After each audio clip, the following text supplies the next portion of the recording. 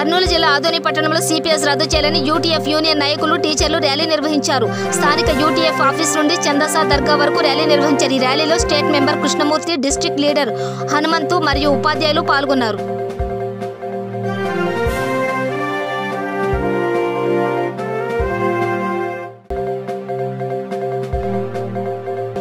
నిర్మల్ జిల్లాలో ఇటీవల పునరుద్ధరణలు పనులు జరిగిన ఆధునీకరించబడిన మినీ స్టేడియంను మంత్రి అల్లోల ఇంద్రకరణ్ రెడ్డి ప్రారంభించారు. స్టేడియంను పరిశీలించి కొత్తగా ఏర్పాటు చేసిన వసతుల వివరాలు తెలుసుకున్నారు. అనంతరం ఆయన మాట్లాడుతూ క్రీడల అభివృద్ధి కోసం రాష్ట్ర ప్రభుత్వం ఎల్లప్పుడూ ముందుంటుందని 30 లక్షల రూపాయల నిధులతో పట్టణంలోని మినీ స్టేడియంలో ఆధునీకరణ పనులు పూర్తి చేసుకున్నట్లు, నిర్మల్ శివారు ప్రాంతంలో చించోలి గ్రామం వద్ద జాతీయ స్థాయి టోర్నమెంట్ నిర్వహించుకునే విధంగా మరో స్టేడియం త్వరలోనే నిర్మించనున్నట్లు తెలిపారు.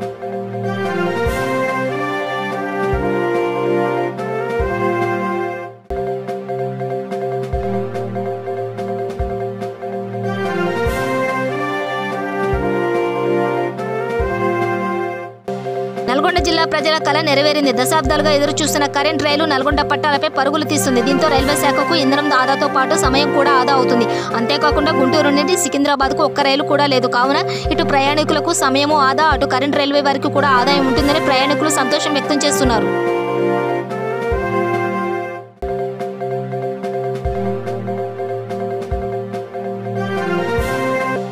కర్నూలు జిల్లా డోన్ పట్టణంలో మహానేత కీర్తిశేషులు వైఎస్ రాజశేఖర రెడ్డి 10వ వర్ధంతి సందర్భంగా ఆర్టిస్టు హారిస్ శ్రద్ధాంజలి తెలుపుతూ వైఎస్ రాజశేఖర రెడ్డి చిత్రపటాన్ని కూరగాయలు ముక్కలతో చిత్రీకరించాడు. ఈ చిత్రపటం ప్రజలను విశేషంగా ఆకట్టుకుంది.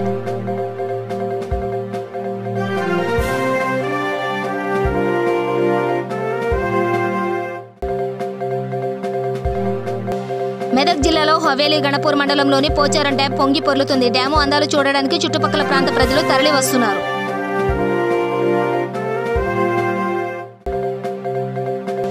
తమిళనాడులో అంబేద్కర్ విగ్రహానికి జరిగిన సంఘటనను ఖండిస్తూ జోగులాంబ గద్వాల జిల్లా ఇటిక్యాల మండలం వేముల గ్రామంలో గ్రామస్తులు అందరూ కలిసి రాజ్యాంగ నిర్మాత బాబాసాహెబ్ అంబేద్కర్ విగ్రహానికి పాలాభిషేకం చేశారు.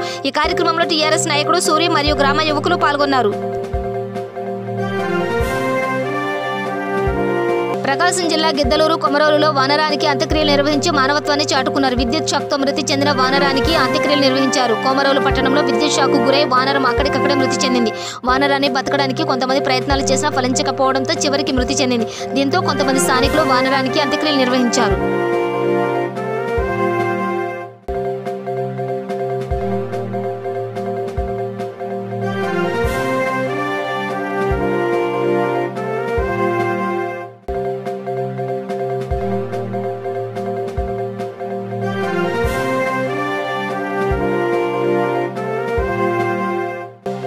గండిడి మండలంలో మహమ్మదాబాద్ గ్రామం ఓటర్ నమోదు కార్యక్రమం గండి మండలం తహసీల్దార్ చేపట్టారు. 18 సంవత్సరాలు నిండిన ప్రతి ఒక్కరూ డిసెంబర్ 31వ తేదీ 2001లో పుట్టిన ప్రతి ఒక్కరూ ఓటర్ నమోదు చేసుకోవాలని గండిడి మండలం తహసీల్దార్ కిషన్ తెలిపారు.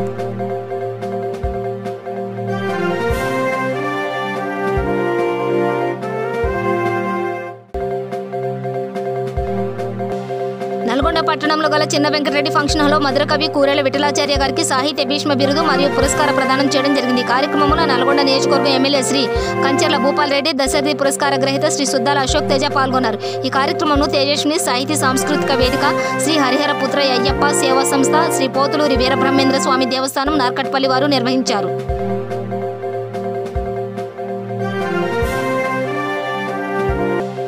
త్రిపురారాం మండల కేంద్రం చుట్టుపక్కల గ్రామాలలోని యువకులు నవరాత్రుల సందర్భంగా గణనాథుని విగ్రహాలను తీసుకువెళ్తుండటంతో సందడి వాతావరణం నెలకొంది. వివిధ గ్రామాల్లో యువకులు నవరాత్రుల సందర్భంగా గణనాథుని విగ్రహాలను నినాదాలతో తీసుకుని వారి వారి గ్రామాలకు తరలించడం జరిగింది. ప్రస్తుత రాష్ట్రంలో గందరగోళం పరిస్థితులు తలెత్తాయని బీజేపీ మహిళా నేత పురంధేశ్వరి అన్నారు. కడపలో జరిగిన కార్యకర్తల సమావేశానికి పురంధేశ్వరి హాజరయ్యారు. రాష్ట్రంలో పార్టీ బలోపేతంపై పార్టీ నేతలు పలు సూచనలు చేశారు. హైదరాబాద్ తరహాలో ఒకే చోట అభివృద్ధి కాకుండా ఏపీలో అభివృద్ధి వికేంద్రీకరణ జరగాల్సిన అవసరం ఉందని అన్నారు. అయితే రాష్ట్ర ప్రభుత్వం తీసుకున్న నిర్ణయాలు అభివృద్ధికి నిరోధకాలు కాకుండా చూడాల్సిన బాధ్యత రాష్ట్ర ప్రభుత్వంపై ఉందని అన్నారు.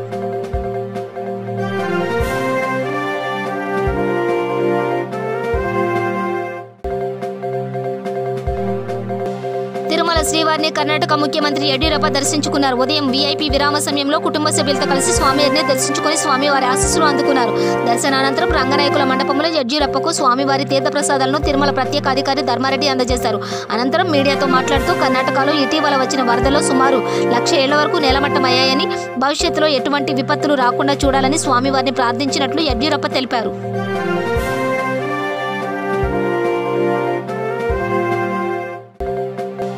గత ప్రభుత్వంలో సామాన్య ప్రజలు ఏ విధంగా ఇబ్బందులు పడ్డారో ప్రస్తుత ప్రభుత్వంలో కూడా అవే ఇబ్బందులు ప్రజలు ఎదుర్కొంటున్నారని రాజోలు ఎమ్మెల్యే రాపాక వరప్రసాద్ అన్నారు. కైకలూరు నియోజకవర్గంలోని ఆలపాడులో పవన్ కళ్యాణ్ విగ్రహాన్ని ఆయన ఆవిష్కరించారు. ఈ సందర్భంగా ఆయన మాట్లాడుతూ పవన్ కళ్యాణ్ విగ్రహాన్ని ప్రారంభించడం ఎంతో అదృష్టమని, ఆయన అడుగుజాడలో నడుస్తూ రాష్ట్ర అభివృద్ధి కోసం పాటుపడతా అన్నారు. చంద్రబాబు ఏ విధంగా తప్పులు చేశారో అవే తప్పులు నేటి జగన్ చేస్తున్నారని విమర్శించారు.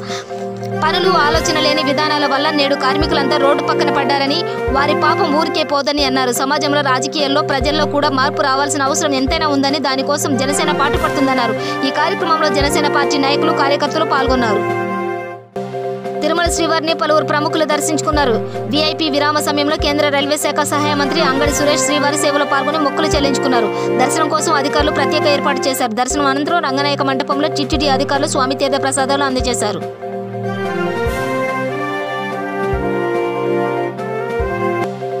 రాబోయే 2 సంవత్సరాలలో కొడంగల్ నియోజకవర్గంలో 2-3 గ్రామాలు తప్పించి ప్రతి ఎకరాకు కృష్ణా గోదావరి జలాలతో పాటు సాగునీరు అందిస్తామని Mahabubnagar parliament MP Manne Srinivasa Reddy, MLA Patnam Narender Reddy అన్నారు.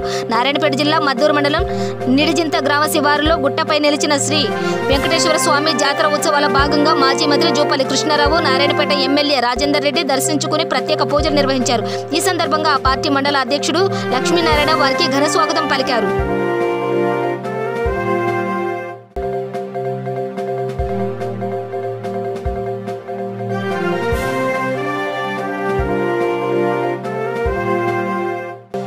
కర్నూలు జిల్లా బేతంచెర్ల మండలంలో పాత బస్టాండ్ నందు జనసేన పార్టీ అధ్యక్షుడు పవన్ కళ్యాణ్ ఆదేశాల మేరకు మట్టి విగ్రహాలు మరియు మొక్కల పంపకం జరిగింది. డోన్ నియోజకవర్గ జనసేన నాయకుడు బాలు యాదవ్ మాట్లాడుతూ పర్యావరణ పరిరక్షణ కొరకు మట్టి విగ్రహాలను పూజించాలని, పర్యావరణాన్ని కాపాడాలని పిలుపునిస్తూ భావి భవిష్యత్ తరాలను దృష్టిలో ఉంచుకొని రంగు విగ్రహాలకు స్వస్తి చెప్పి మట్టి విగ్రహాలను పూజించాలని అన్నారు. ఈ కార్యక్రమంలో మధు సుకుమార్, ఆవుల రాజశేఖర్ తదితరులు పాల్గొన్నారు.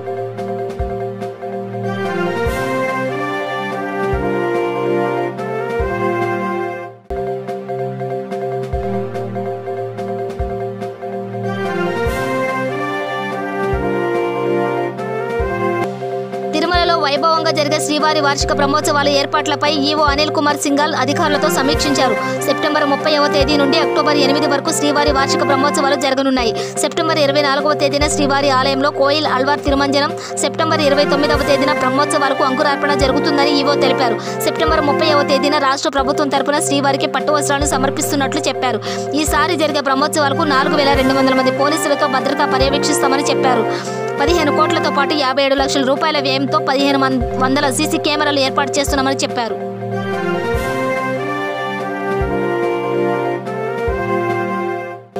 తెలంగాణ రాష్ట్ర సమితి పార్టీకి ఓనర్లు ఎవరూ లేరు, ప్రతి కార్యకర్త ఓనరేనని ఈటెల రాజేందర్, పార్టీకి ఓనర్ కేసీఆర్ ఒక్కరేనని మంత్రి ఎర్రబెల్లి దయాకర్రావు కొట్లాడుకుంటూ అసలు ఓనర్లు ప్రజలే అన్న విషయం మర్చిపోయారని సీఎల్పీ నేత బట్టి విక్రమార్క ఆగ్రహం వ్యక్తం చేశారు. ఆయన మాజీ మంత్రి, మందని ఎమ్మెల్యే దుద్దెళ్ల శ్రీధర్ బాబు, ఎమ్మెల్యే సీతక్క, ఇతర కాంగ్రెస్ నాయకులతో కలిసి వరంగల్లోని ఎంజీఎం ఆసుపత్రిని పరిశీలించారు. అనంతరం ఆయన మీడియాతో మాట్లాడారు. వరంగల్ ఎంజీఎం తెలంగాణకే తలమానికం వంటి ఆసుపత్రి అని బట్టి చెప్పారు. అటువంటి ఆసుపత్రిని ప్రభుత్వం నిర్లక్ష్యం చేయడం దురదృష్టకరమని బట్టి చెప్పారు. నిమ్స్, గాంధీ, ఉస్మానియా వంటి వాటికి సమానమైన ఆసుపత్రి ఎంజీఎం అని, వారు ప్రత్యేక రాష్ట్రం ఏర్పడిన తర్వాత కూడా ఇటువంటి పరిస్థితులు ఏర్పడడం బాధాకరమని విక్రమార్క అన్నారు.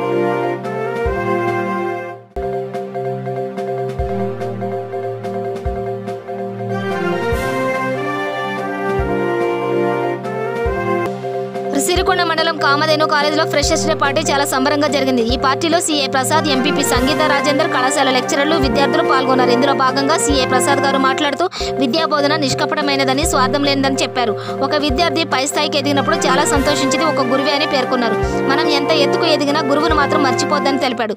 ఈ ఇంటర్ దశలో పిల్లలు ఫోన్లకు దూరంగా చదువుకు దగ్గరగా ఉండాలని చెప్పారు. తర్వాత కళాశాల ప్రిన్సిపల్ లింబాద్రి మాట్లాడుతూ విద్యార్థులు కళాశాల వాతావరణంను ఆస్వాదిస్తూ చక్కగా చదువుకోవాలని అన్నారు. అనంతరం విద్యార్థులు సాంస్కృతిక కార్యక్రమాలు జరిగాయి.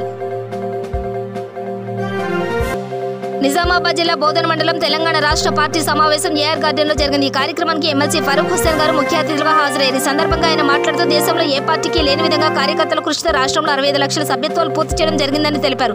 దేశంలో ఏ రాష్ట్రంలో ప్రవేశపెట్టిన పథకాలు తెలంగాణ రాష్ట్రంలో ప్రవేశపెట్టడం జరిగిందని పేర్కొన్నారు. రైతు బంధు, రైతు బీమాతో పాటు నాణ్యమైన 24 గంటల ఉచిత కరెంటు, వితంతు, ఆసరా, వికలాంగుల పెన్షన్ మరియు బీడీ కార్మికులకు భృతి, కళ్యాణ లక్ష్మి, షాదీ ముబారక్ పథకాలు ప్రవేశపెట్టి ముఖ్యమంత్రి కేసీఆర్ గారు పేద ప్రజల గుండెల్లో చిరస్మరణీయంగా ఉండి నిలిచిపోయారన్నారు. ఈ కార్యక్రమంలో ఎండీ షకీల్, సాలూరా, ముత్యన్న, వివిధ గ్రామాల సర్పంచులు, ఎంపీటీసీలు, సహకార సంఘ అధ్యక్షులు, కార్యకర్తలు పాల్గొన్నారు.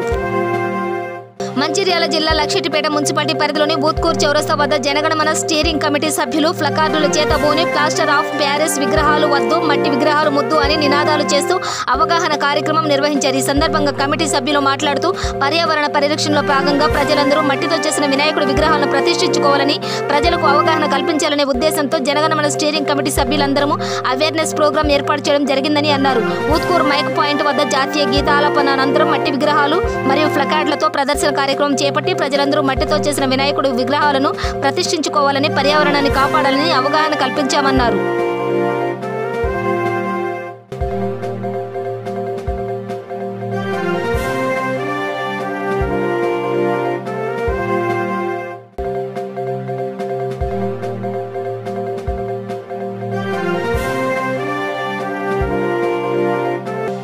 మంచిర్యాల జిల్లా కోటపల్లి మండలంలో కొల్లూరు గ్రామంలో విషాదం చోటు చేసుకుంది. వివరాల్లోకి వెళితే అదే గ్రామానికి చెందిన సైదులు లింగయ్య మరియు కొట్టే సమ్మయ్య దినసరి కూలీగా లింగయ్య వ్యవసాయ భూమిలో పనుల నిమిత్తం వెళ్లగా వర్షం కురవడంతో ఒక చెట్టు కిందికి వెళ్లి ఉండగా పిడుగుపడడంతో ఇద్దరు అక్కడికక్కడే మృతి చెందారు. రాత్రి వరకు ఇంటికి రాకపోవడంతో కుటుంబ సభ్యులు పొలంకు వెళ్లి చూడడంతో అక్కడ చెట్టు కింద మృతదేహాలు పడి ఉన్నాయి. లింగయ్యకు 2 కుమారులు, 2 కూతుర్లు, సమ్మయ్యకు 1 కుమారుడు ఉన్నారు. నిరుపేదలైన వీరికి ప్రభుత్వం సాయం అందించాలని వేడుకుంటున్నారు గ్రామస్తులు. మృతదేహాల వద్ద బంధువుల రోదనలు మిన్నంటాయి. పోస్టుమార్టం నిమిత్తం మృతదేహాలను చెన్నూరు ప్రభుత్వ ఆసుపత్రికి తరలించారు. పోలీసులు కేసు నమోదు చేసుకుని దర్యాప్తు చేస్తున్నారు.